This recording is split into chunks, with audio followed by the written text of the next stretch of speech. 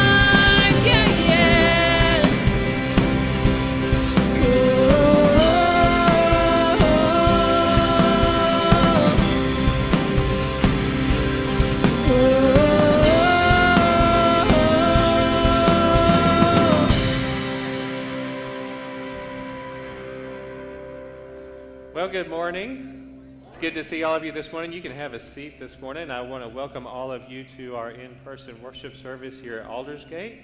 Also want to welcome all of you who are online this morning.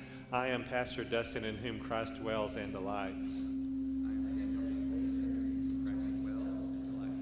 So one of the things that we've struggled with over the last few weeks is the lack of a children's minister here at Aldersgate. Hope Rouse resigned and left us a couple of weeks ago. She has moved on with her life. We wish her well. We know she's going to do great things in life. But we know that we also want to continue to offer things to our children. And so we have decided to begin doing a children's moment in the worship services every week. It's not going to be the way it was. But we're going to have Carissa Clausen. We hired her back in January to be our youth minister. I heard her message this morning. It's a phenomenal message. I'm really excited for her to share it with you this morning. So I'm going to invite Carissa to come on up, and she's going to share with us a children's moment on this Sunday. Hey guys, all the children. Hey Jonah, you're going to be my children today, all right? All right, guys. Well, hello. Happy Sunday.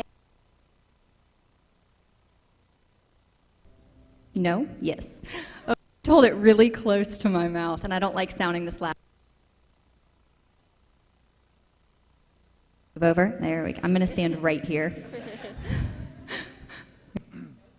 Right here. Okay. So I kind of want to talk about some of the different days that. Some days we have happy days, and yesterday, my family and I, we went to the lake and we went swimming and we had ice cream and it was an awesome day. And those days are sunny days, right? We have a lot of days like that. Baseball games, sunny day. And then we have some days that are cloudy days, right? We have some days where we really miss our friends, or we miss school, or maybe our baseball team loses.